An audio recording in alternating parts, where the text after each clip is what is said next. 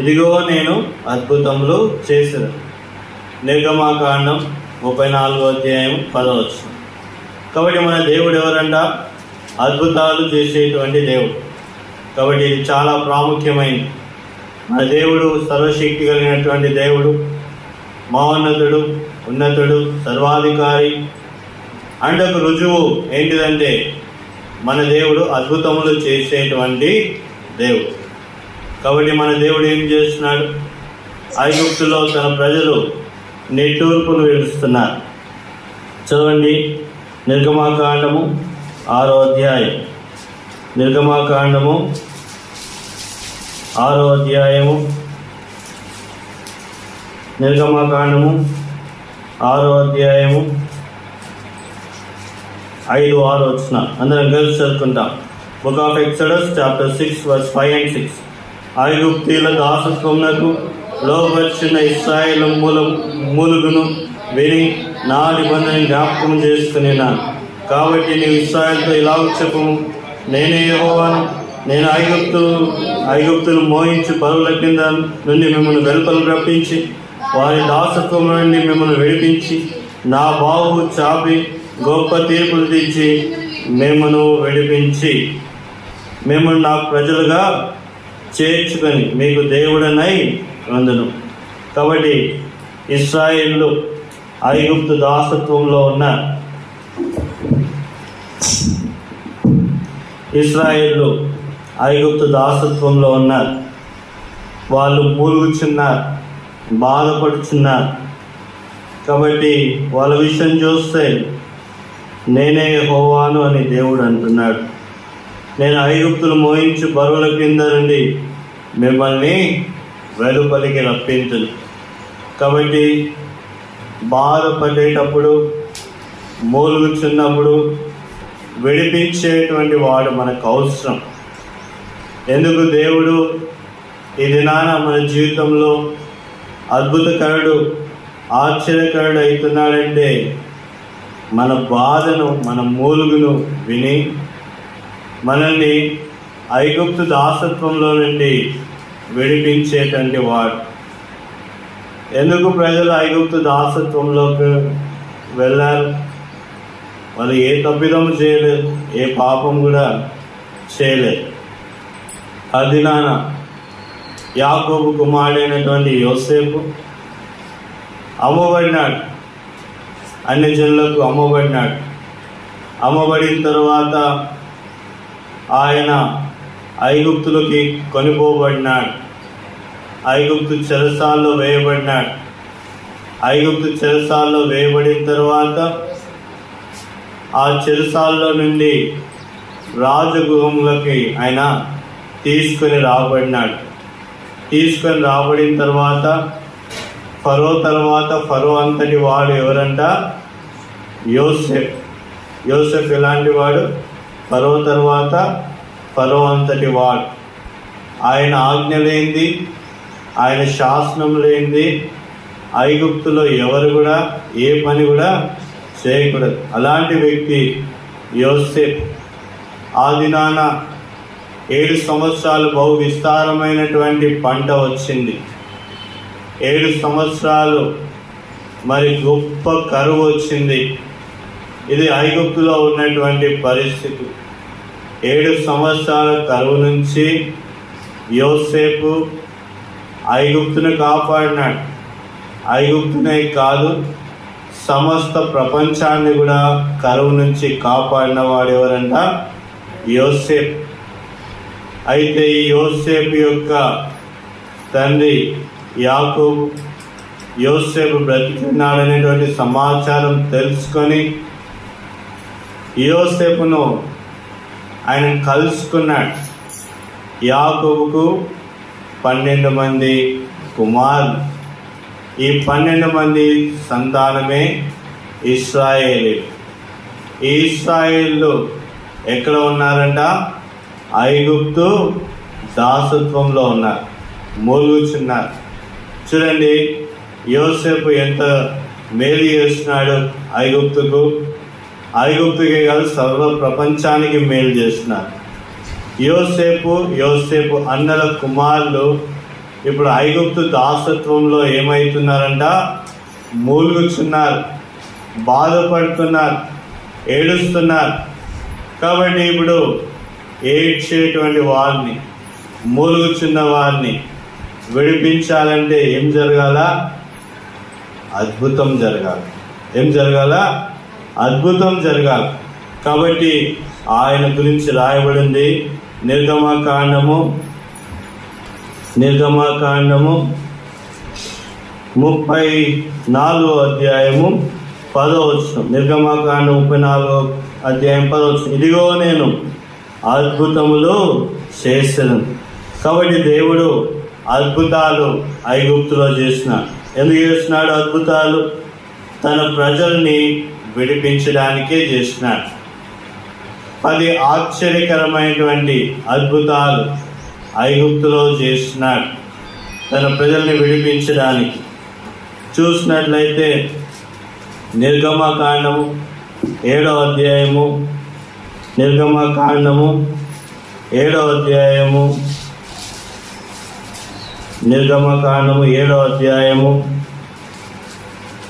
14 నుంచి 24 వచనాల వరకు. నిర్గమకాండము 7వ అధ్యాయము 14 నుంచి 24 వచనాలు చూస్తే అక్కడ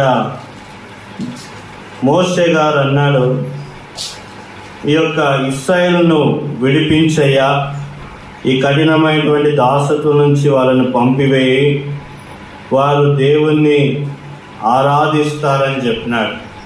చెప్తే ఫరో యొక్క హృదయము కఠినమైపోయింది. అప్పుడు ఏమి జరిగింది? ఏమి అద్భుతం అక్కడ జరిగింది? మొదటి ఆశ్చర్యకార్యము ఏంటిది?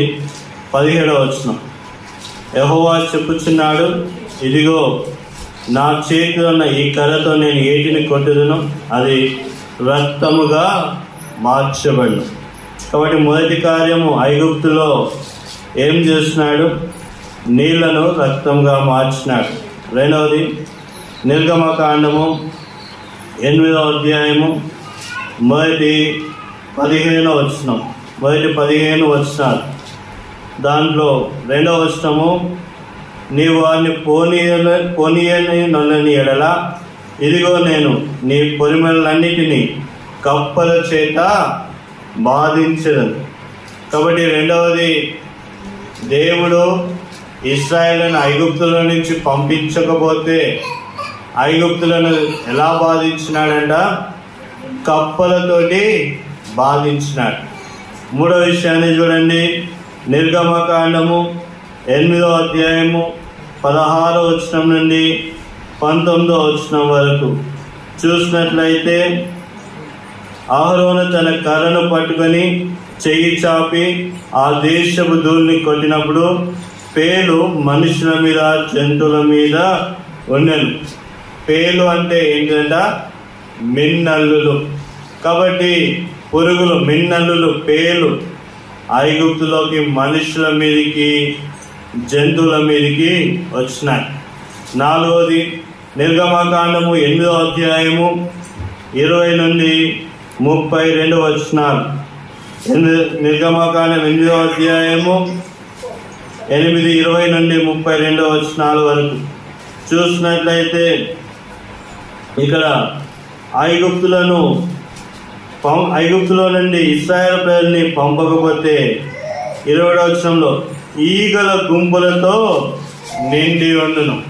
కాబట్టి నాలుగో కార్యంగా దేవుడు ఏం చేసినాడు? ఈగల గుంపులను పంపించినాడు. తరువాత 5వది నిర్గమకాండము 9వ అధ్యాయము మొదటి 17వ వచనాలు. నిర్గమకాండం 9వ అధ్యాయము మొదటి 7 వచనాలు. ఇక్కడ చూసినట్లయితే మిక్కిలి బాధకరమైనటువంటి తెగులు కలిగింది. కాబట్టి ఏం జరిగిందంట? 3వ వచనం, ఇదిగో యెహోవా బాహుబలము పొలంలో ఉన్న నీ పశువుల మీదకి, నీ గుర్రముల మీదకి, గాడిదల మీదకి, ఒంటెల మీదకి, ఎద్దుల మీదకి, గొర్రెల మీదకి వచ్చును. మిక్కిలి బాధకరమైనటువంటి తెగులు కలుగును. అయితే యెహోవా ఇశ్రాయేలు పశువులను ఐగుప్తు పశువులను వేరుపరచును. ఇశ్రాయేలు కన్నా వాటన్నిటిలో ఒకటైనను చావదని హెబ్రీయుల దేవుడకు యెహోవా సెలవిచ్చున్నాడని అతనితో చెప్పుమనెను. కాబట్టి ఐదవది తెగులు పంపించినాడు.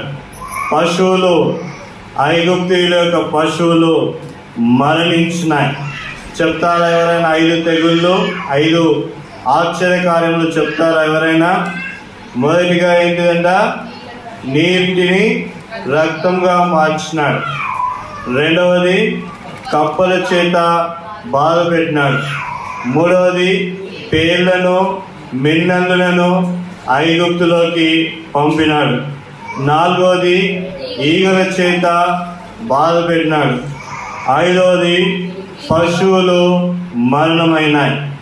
ఆరో చూడండి, నిర్గమకాండము 9వ అధ్యాయము 8 నుంచి 12 వచనాల వరకు.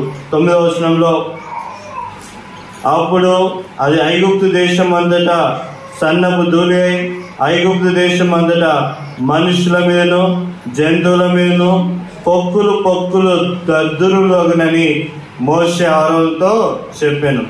కాబట్టి ఆరోది ఆశ్చర్యకార్యము, పొక్కులు దద్దురులు ఐగుప్తుల మీదకి పంపించినాడు. ఏడవది నిర్గమకాండము 9వ అధ్యాయము 13 నుంచి 15 వచనాల వరకు చూసినట్లయితే అక్కడ గొప్ప వడగండ్ల వాన అక్కడ వచ్చిందంట.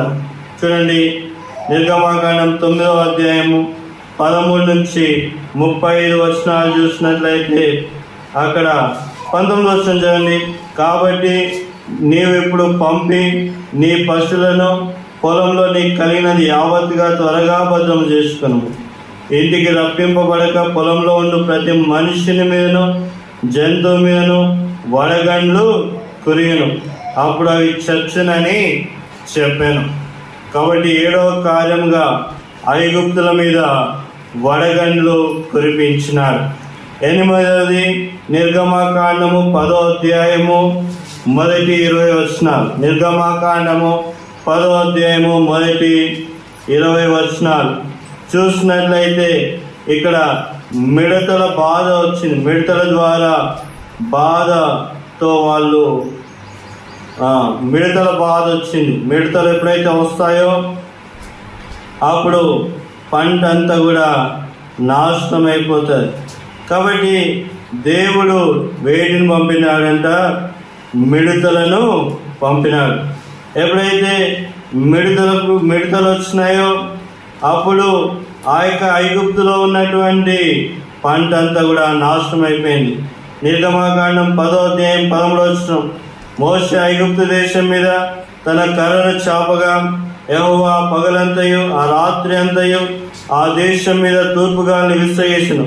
ఉదయమందు ఆ తూర్పు గాలికి మిడతలు వచ్చెను. మిడతలు ఐగుప్తు దేశం అందరి మీదకి వచ్చి ఐగుప్తు సమస్త ప్రాంతంలో నిలిచెను. అవి మిక్కిలి బాధకరమైనవి. అంతకు మునుపు అట్టి మిడతలు ఎప్పుడునో ఉండలేదు. కాబట్టి 8వ బాధగా ఏం చేసినాడు? దేవుడు మిడతలను పంపినాడు. పంట అంతా కూడా నాశనం అయిపోయింది. ఒకనాడు యోసేపును బట్టి ఐగుప్తును ఆశీర్వదించిన దేవుడు ఇప్పుడు దేవుని ప్రజలను బాధ పెట్టుట చేత ఏం చేసినాడంటే ఐగుప్తు ప్రజల మీదకి మిడతలను తీసుకొని వచ్చినాడు. 9వ కార్యంగా నిర్గమకాండం 10వ అధ్యాయము 21 నుంచి 29 వచనాలు. నిర్గమకాండం 10వ అధ్యాయము 21 నుంచి 29 వరకు. అందుకు యెహోవా మోషేతో, ఆకాశం వైపు నీ చేయి చాపము, ఐగుప్తు దేశం మీద చీకటి చేతికి తెలియనంత చిక్కటి చీకటి కమ్మునను. కాబట్టి ఐగుప్తు దేశంలో 9వది చీకటి కమ్మిందంట. ఇట్లా చేతితో పట్టుకుంటే చీకటి కనబడుతుందంట. అలాంటి అద్భుత కార్యం చేస్తున్నాడు. కాబట్టి చీకటి కమ్ముకుంది అంటే అంధకారంలోకి ఐగుప్తులను తీసుకొని పోయినాడు. చీకటిలోకి తీసుకొని పోయినాడు, బాధ పెట్టినాడు చీకటి ద్వారా. చివరిగా చూసినట్లయితే నిర్గమాకాండము 11వ అధ్యాయము మొదటి 12 వచనాల నుండి 12వ అధ్యాయము 30 వచనం వరకు చూస్తే ఐగుప్తులో ఉన్నటువంటి ప్రతి మనిషి యొక్క పెద్ద కుమారుడు ఏమైపోయినాడంట, చనిపోయినాడు. కాబట్టి ఇప్పుడు ఇక్కడ ఐగుప్తు మీదకి దేవుడు ఏం చేస్తున్నాడు, అక్కడ ఉన్నటువంటి పెద్ద కుమారులను ఏం చేస్తున్నాడు, చంపేస్తున్నాడు. కాబట్టి ఇక్కడ చూడండి 5వ వచనం, 11వ అధ్యాయం 5వ వచనం. అప్పుడు సింహాసనం మీద కూర్చున్న ఫరో తొలిపిల్ల మొదలుకొని తిరగలి విసురు దాసి తొలిపిల్ల వరకు ఐగుప్తు దేశం అందరి తొలిపిల్లలందరూ చచ్చెదరు. జంతువుల్లో తొలిపిల్లలన్నీ చచ్చును. కాబట్టి తొలిపిల్లలన్నీ కూడా ఐగుప్తు ప్రజలలో ఉన్న వారందరూ కూడా చనిపోయినారు. కాబట్టి 10 కార్యాలు చెప్పండి. 10 కార్యాలు ఎవరైనా చెప్తారా? చెప్పండి. మొదటిది, నీటిని రక్తంగా మార్చినాడు. నిర్గమకాండం 7వ అధ్యాయం 14 నుంచి 24 వచనాల వరకు. రెండవది, కప్పల బాధ చేత వాళ్ళని బాధపరిచినాడు. నిర్గమకాండం 8వ అధ్యాయము మొదటి 15 వచనాలు. మూడవది, పేర్లతో బాధపరిచినాడు. నిర్గమకాండం 8వ అధ్యాయము 16 నుంచి 19 వచనాల వరకు. నాలుగవది, ఈగల బాధ చేత బాధపరిచినాడు. నిర్గమకాండము 8వ అధ్యాయము 20 నుంచి 32 వచనాల వరకు. ఐదవది, పశువుల యొక్క మరణం. నిర్గమకాండము 9వ అధ్యాయము మొదటి 7 వచనాలు. తర్వాత పొక్కులు దద్దులు పంపించినాడు. నిర్గమకాండం 9వ అధ్యాయము 8 నుంచి 12 వచనాల వరకు. ఏడవదిగా, వడగండ్ల ద్వారా పశువులు మరణించినాయి. వడగండ్లు పంపినాడు. గొప్ప గాలి లేదా తుఫాను పంపినాడు. నిర్గమకాండం 9వ అధ్యాయము 13 నుంచి 35 వచనాల వరకు. ఎనిమిదవదిగా, మిడతలతోటి బాధ కలిగేసినాడు. నిర్గమకాండం 10వ అధ్యాయము మొదటి 20 వచనాలు. తొమ్మిదవది, కటిక చీకటి కలగజేసినాడు. చెయ్యికి కనబడేంత చీకటి కలగజేసినాడు. నిర్గమకాండం 10వ అధ్యాయము 21 నుంచి 29 వచనాల వరకు. చివరిగా, ఫరో మొదలుకొని ప్రతి జంతువులో ఐగుప్తులో ఉన్నటువంటి తొలి పిల్ల సంహరించబడింది. నిర్గమకాండం 11వ అధ్యాయం నుంచి నిర్గమకాండం 12వ అధ్యాయము ఆఖరి వచనం వరకు తొలి పిల్లలందరూ కూడా మరణించినారు. కాబట్టి దేవుడు ఈ 10 కార్యాలు ఐగుప్తులో చేసినాడు. ఐగుప్తులో కూడా శకునగాన్లు ఉన్నారు. ఐగుప్తులో కూడా మంత్రగాన్లు ఉన్నారు. వాళ్ళు ఏమని చెప్తున్నారు? నిర్గమకాండం 8వ అధ్యాయము 19వ వచనం. నిర్గమకాండం 8వ అధ్యాయము 19వ వచనం. శకునగాన్లు ఇది దైవ శక్తి అని ఫరోతో చెప్పింది. కింద చూస్తే ఇది దేవుని శక్తి. కాబట్టి ఎలా ఈ 10 కార్యాలు ఐగుప్తులోకి వచ్చినాయి? It's not man power. ఇది సామాన్య మానవుని యొక్క శక్తి కాదు, ఇది దైవ శక్తి. కాబట్టి చెప్తూ వచ్చినారు, అయ్యా మన ఐగుప్తు మీదకి వచ్చింది సామాన్య మానవుడు కాదు. ఈ 10 తెగులు మన మీదకి రప్పించింది సామాన్య మానవుడు కాదు, ఇది దైవ శక్తి. దైవ శక్తి ఐగుప్తుని కమ్ముకొనింది. ఒకనాడు యోసేపును బట్టి ఐగుప్తులో ఫలవంతమైనటువంటి ధాన్యం ఇచ్చినటువంటి ఆ దైవ శక్తియే ఇప్పుడు ఇశ్రాయేలును బాధపరుచుండగా, ఇశ్రాయేలును వేదన గురి చేయించుండగా ఆ దైవ శక్తియే ఇప్పుడు వచ్చింది. 10 తెగులు మన మీదకి తీసుకొని వచ్చినాయి. ఎప్పుడైతే ఫరో సింహాసనం మీద కూర్చున్నటువంటి ఫరో యొక్క మొదటి కుమారుని ఆ యొక్క దైవశక్తి హతమార్చిందో అప్పుడు ఫరో లోబడినాడు. ఇశ్రాయేలును ఆ యొక్క దాసత్వం యొక్క బంధకంలో నుండి ఫరో వెలుపలికి రప్పించినాడు. వెళ్ళమని చెప్పినాడు.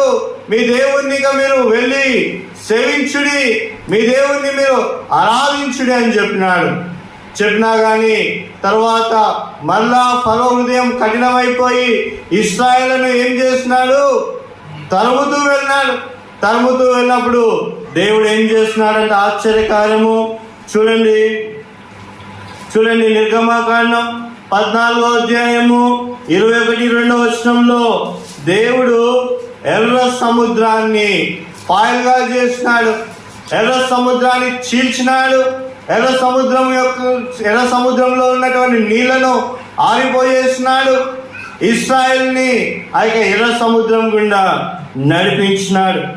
అంతేకాదు నిర్గమాకాండము 16వ అధ్యాయము 4-5 వచనంలో దేవుడు ఆకాశము మన్నా ఇచ్చి ఇశ్రాయేలును పోషించి అద్భుత కార్యం చేసినాడు.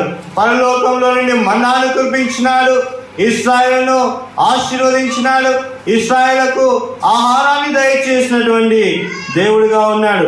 అంతేకాదు నిర్గమాకాండము 17వ అధ్యాయము 6వ వచనంలో బండను కొట్టినప్పుడు బండలో నుంచి జీవజల నదులను ప్రవహింపజేసినాడు. నీటిని ప్రవహింపజేసి వారి యొక్క దప్పికను, వారి యొక్క దాహాన్ని తీర్చిన దేవుడిగా ఉన్నాడు. కాబట్టి ఐగుప్తుల్లో 10 కార్యములు చేసినాడు. ఇశ్రాయేలును దాసత్వంలో నుండి విడిపించి ఎర్ర సముద్రాన్ని పాయం చేసినాడు.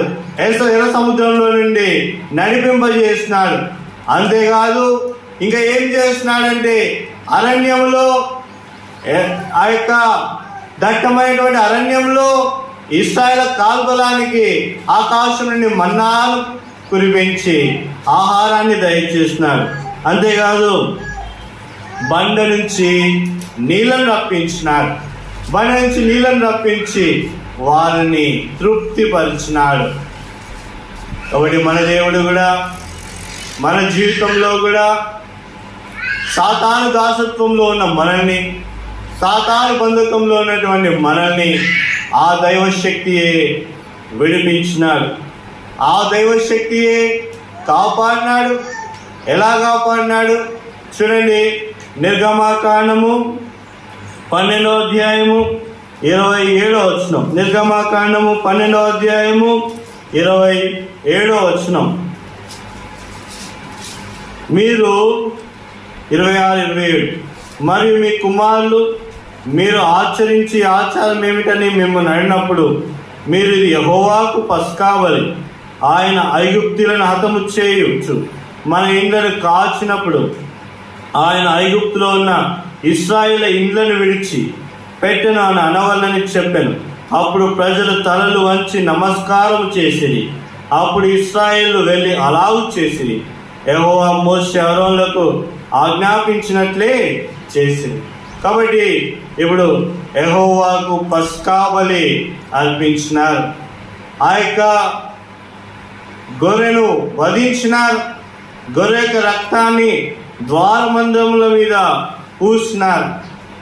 మరణ సంహారకుడు ఇశ్రాయేలు యొక్క గృహాన్ని దాటేసి వెళ్ళిపోయినాడు.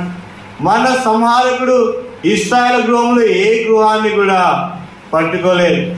అయితే ఐగుప్తుల్లో ఆ యొక్క ఫరో సింహాసనం మీద కూర్చున్నటువంటి ఫరో మొదలుకొని ప్రతి జంతువులో తొలిపిల్ల మరణించింది, కానీ ఇశ్రాయేలు ప్రజల్లో ఒక్కరు కూడా మరణించలేదు. ఎందుకు మరణించలేదు? అది పస్కా బలి. ఏం చేస్తున్నారంట? పస్కా బలి వధించబడినటువంటి గొర్రె యొక్క రక్తము వారి యొక్క ద్వారబంధంలో యొక్క పూయబడినప్పుడు సంహారకుడు వారి ఇంటిని దాటి వెళ్ళిపోయినాడు. దేవుడు వారిని రక్షించినాడు. ఇశ్రాయేలును దేవుడు రక్షించినాడు. ఇశ్రాయేలును దేవుడు రక్షించి వారి మధ్య అద్భుతమైన కార్యములను ఆయన చేసినాడు. కాబట్టి మన దేవుడు ఎవరంట? అద్భుత కార్యములు చేసేటువంటి దేవుడు. ఆయన నీటిని ద్రాక్షారసంగా మార్చినాడు. యోహాను సువార్త 2వ అధ్యాయము 1-11 వచనంలో ఆయన నీటిని ద్రాక్షరసంగా మార్చినాడు. అంతేకాదు మత్తయి సువార్త 14వ అధ్యాయము 13-21 వచనం వరకు 5 రొట్టెలు 2 చేపలను ఆశీర్వదించి అక్కడ ఉన్నటువంటి జన సమూహానికి ఆహారం పెట్టినటువంటి దేవుడుగా ఉన్నాడు. మత్తయి సువార్త 14వ అధ్యాయము 25-27 వచనం వరకు ఆయన సముద్రం మీద నడిచిన వాడుగా ఉన్నాడు. లూకా సువార్త 7వ అధ్యాయము 11-17 వచనాలు చూసినట్లయితే చూడండి. లూకా సువార్త 7వ అధ్యాయము, Luke Gospel chapter 7 verse 11-15. లూకా సువార్త 7వ అధ్యాయము, లూకా సువార్త 7వ అధ్యాయము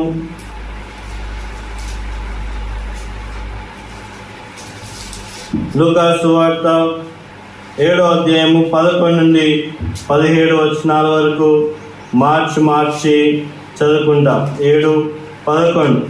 వెంటనే ఆయన నాయనను ఒక ఊరికి వెళ్ళొచ్చుండగా ఆయన శిష్యులను బహుజన సమూహమును ఆయనతో కూడా వెళ్ళిరి.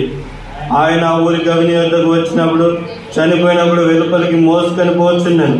అతని తల్లికి అతడు ఒక్కడే కుమారుడు, ఆమె విధవరాలు. ఆ ఊరి జనులు అనేకులు ఆమెతో కూడా ఉండిరి. ప్రభు ఆమెను చూసి ఆమె కనికరపడి ఏడవద్దని ఆమెతో చెప్పి దగ్గరికి వచ్చి పాడెను ముట్టగా మోయిచున్న వారు నిలిచిరి. ఆయన చిన్నవాడు లెమ్మని నీతో చెప్పుచున్నానగా ఆ చనిపోయిన వాడు లేచి కూర్చుండి మాట్లాడసాయం. కాబట్టి మన దేవుడు అద్భుత కార్యములు చేసినటువంటి దేవుడు. ఆయన చనిపోయిన వారిని లేపేటువంటి దేవుడు. అంతేకాదు యోహాను సువార్త 11వ అధ్యాయం 1-44 వచనాలు చూసినట్లయితే ఆయన చనిపోయినటువంటి లాజరును ఆయన ఏం చేసినాడు? లేపినాడు. ఆయన చనిపోయినటువంటి లాజరుని లేపినాడు. అలానే నీవు నేను పాపంలో చచ్చిన వారమైనప్పుడు ప్రభువైన యేసుక్రీస్తు వారిని లోకానికి పంపించి మ్రాను మీద ప్రభువైన యేసుక్రీస్తు వారిని వేలాడదీసి శిలువలో ప్రభువైన యేసుక్రీస్తు వారి రక్తము కార్చుట ద్వారా మనం ఏం చేయబడినాము? బ్రతికించబడినాం, మనం విమోచింపబడినాం. యోహాను సువార్త 1వ అధ్యాయము 29వ వచనం. John gospel chapter 1 verse 29. యోహాను సువార్త 1వ అధ్యాయము 29వ వచనం. మరునాడు యోహాను యేసు తన యొద్దకు రాగా చూచి, ఇదిగో లోక పాపములు మోసుకొని పోవు దేవుని గొర్రెపిల్ల. కాబట్టి పస్కా బలిగా ప్రభువైన యేసుక్రీస్తు వారు 2025 సంవత్సరాల క్రితము శిలువ మీద మరణించిన వాడుగా ఉన్నాడు. ఇదిగో లోక పాపములు మోసుకొని పోవు దేవుని గొర్రెపిల్ల. 1 కొరింథీయులకు రాసిన పత్రిక 5వ అధ్యాయము 1 కొరింథీయులకు రాసిన పత్రిక 5వ అధ్యాయము 1 కొరింథీ 5వ అధ్యాయము 7వ వచనం. 1 కొరింథీయులకు రాసిన పత్రిక 5వ అధ్యాయము 7వ వచనము ఆఖరి భాగం. ఇంతేకాక క్రీస్తు అని మన పస్కా పశువు వధింపబడెను. కాబట్టి నిర్గమకాండంలో ద్వారబంధం మీద ఏమి పూయబడిందంట? రక్తము పూయబడింది. ఏ రక్తం పూయబడింది? గొర్రెపిల్ల రక్తము ఆ యొక్క ద్వారబంధం మీద పూయబడింది. పస్కా బలి పశువు అయిపోయింది.